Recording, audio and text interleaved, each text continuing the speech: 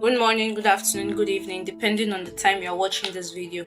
The primary election has been held in May 2026, with APC emerging as the winner with a total of 10,999,162 votes.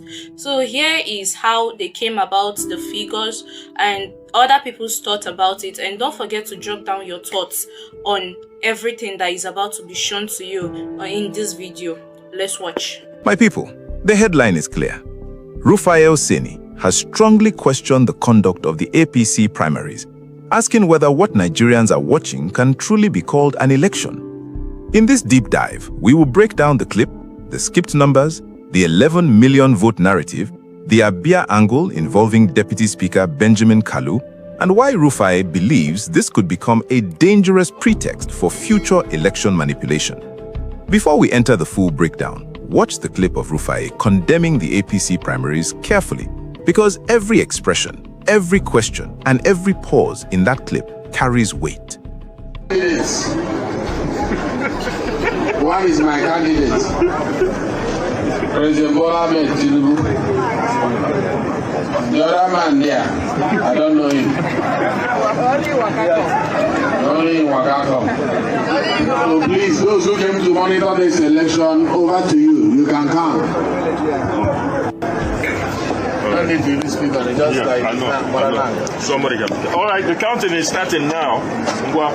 Number one, yeah. Number two, 3, 4, 5, 6, 7, 8, 9,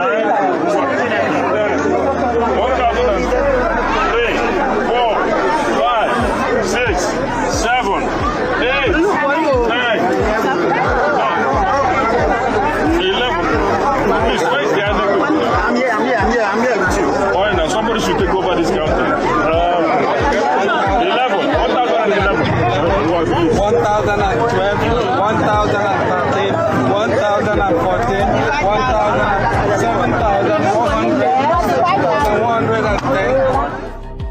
Oh, they didn't say it, but he said 7,000. It was right in that clip. From 1,000 to 7,000. I mean, Rufai. 7,115.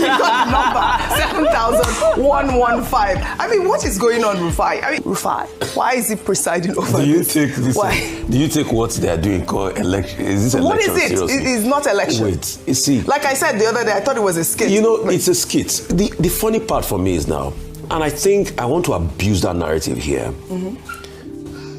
Please, this is never going to be a pretext for what's going to happen in the next election. Because if they are now saying that if President Tinubu can get 11 million within his own party, that means he can't get anything less than that. That's a bad narrative. That's a pretext for rigging. Anybody that repeats that narrative is part of rigging in this country. That person should be dealt with. These are no elections. We're just checking the number of Ibai and I. Are you telling me 91% of registered member in that political? That's why I asked Osomna that question. If 11 million people voted for president, you're saying 91% turnout. Which election has 91% turnout? In a democracy where we have less than 20% turnout. So anybody that is repeating that narrative that it shows that President Tinubu is not going to get anything less than a million votes is part of those rigging in this country. And people like that should be condemned and be abused. Because this is a pretext for rigging in the next election. And INEC, Shan, you know INEC chairman, you have not still independently put yourself forward for independent auditors to forensically look at your own Twitter handle with that case. You know, we are still looking at that matter. These are the things we'll say after the election. The breaking update is that a fresh political storm is building around the APC primaries after Rufai El-Seni publicly challenged what he described as troubling irregularities in the process.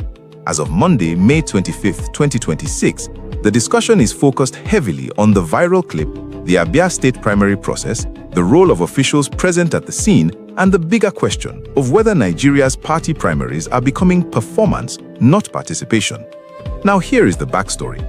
The APC primary process has been presented in some quarters as a major internal political exercise, with figures being announced and party structures projecting strength ahead of the next election cycle.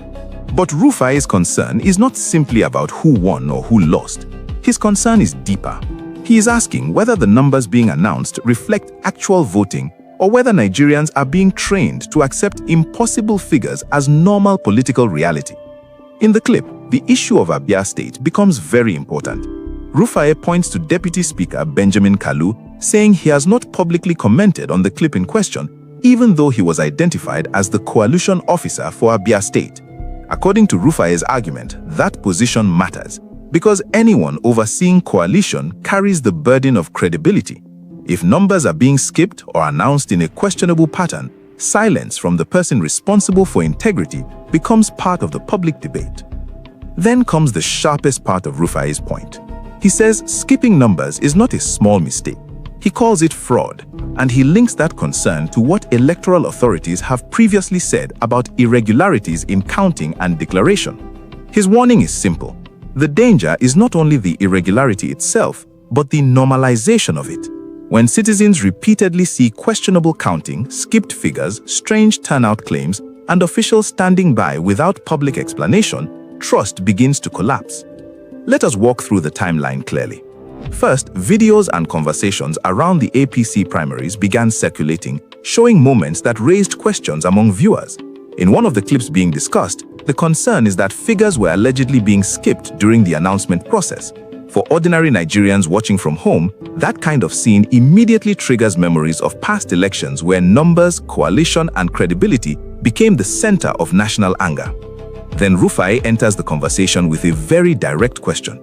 He asks whether what is being done can truly be called an election. He even says that when he first watched it, he thought it looked like a skit. That line is powerful because it captures how absurd the process appears to him. In a democracy, elections are supposed to be solemn, transparent, and traceable. But when the public begins to laugh at the process because it looks staged, the damage is already serious. The next issue is the 11 million figure being discussed around President Bola Tinubu within the party process. Rufai challenges the idea that if the president can get 11 million within his own party, then some people may start pushing the narrative that he cannot get anything less in a national election.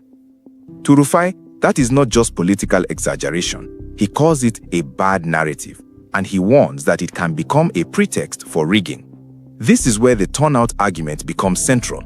Rufai ustions the suggestion that 11 million party members participated, describing it as something that would amount to about 91% turnout among registered members.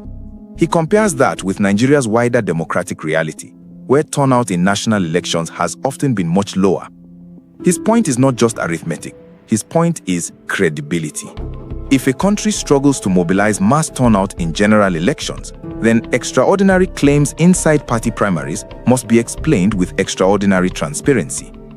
Count it right, call it right, or the people will doubt the night. That is the middle of this matter, my people, because numbers are not decoration in an election. Numbers are the evidence. If the figures are credible, show the process. If the process is transparent, explain the turnout. If the turnout is real, let the record speak without intimidation, confusion, or silence. Now let us explain why this matters in simple English. A party primary is not the same as a national election, but it is still a democratic process. It is the method through which a political party chooses its candidates or demonstrates internal preference. If that internal process is messy, opaque, or allegedly manipulated, it tells the public something about how that party may handle power, competition, and accountability when the stakes become even higher. The role of collation officers also matters. A collation officer is not supposed to be a decoration in the room. The duty is tied to order, accuracy, and integrity. So when Rufai points to Benjamin Kalu's presence and asks why he has not publicly addressed what people are seeing, he is not just calling out one man. He's asking a broader question. When officials are present during questionable processes, do they owe the public an explanation? The stakes are heavy for the APC, for political institutions, and for Nigerians watching. For the APC, the party must understand that internal strength is not built by numbers alone, it is built by trust. If the public believes the primary was not credible, even huge figures can become a burden instead of a trophy. For Benjamin Kalu and others named around the process, public silence may not calm the matter, it may increase the questions. For Nigerians, the bigger danger is that questionable primaries can shape public expectations before the real contest begins. Rufai's warning is that if people start repeating inflated or unexplained numbers as proof of future inevitability, then the ground is already being prepared for people to accept whatever figure comes later. That is why he says anyone pushing that narrative is helping to damage the country's electoral credibility. So here is the question for you watching. If party primary figures look questionable, should Nigerians treat it as internal party business, or should citizens challenge it because tomorrow's national election credibility may start from today's party process? The wider implication is that Nigerian democracy cannot survive on ceremony alone. It needs processes that citizens can believe. When party primaries become controversial, when officials do not explain what happened, and when analysts are forced to ask whether what they saw was even an election, the system loses moral authority. This is not about one clip alone. It is about the repeated pattern that makes people feel their votes are small, while political numbers are manufactured from somewhere above. It also signals a bigger governance problem. Political parties are the gatekeepers of democracy. If their internal elections are not transparent, then the final candidates they produce carry that credibility question into the national space. And when the public loses trust before the main election even arrives, voter apathy grows, anger grows, and dangerous cynicism becomes normal. On the local and people angle, reports say many Nigerians online are reacting strongly to Rufai's comments because his words echo what many citizens already fear, that election language is being used without election discipline. Some are asking why party officials have not given clearer explanations. Others are focusing on Abia State and the role of those who supervised or witnessed the process. But across the reactions, one thing is clear. Nigerians are no longer just listening to announced figures. They are asking how those figures were produced. So let us recap the verified points on ground. Rufai Oseni has questioned the APC primaries and asked whether the process being shown can truly be called an election. He raised concerns about alleged skipped numbers, the role of officials present during collation, the silence around the Abia clip, and the danger of using huge internal party figures to create a narrative ahead of future elections.